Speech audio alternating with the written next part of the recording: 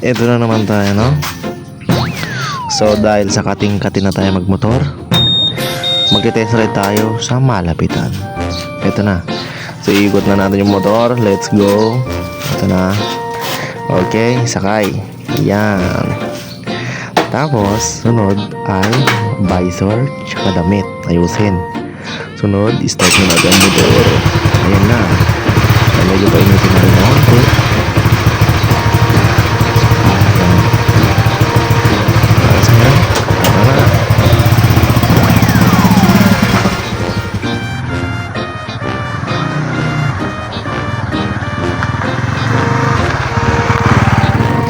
So ayun na guys, no? Pupunta na tayo sa Pagtao.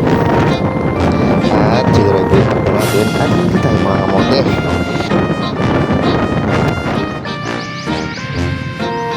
Dito na at pauwiin tayo.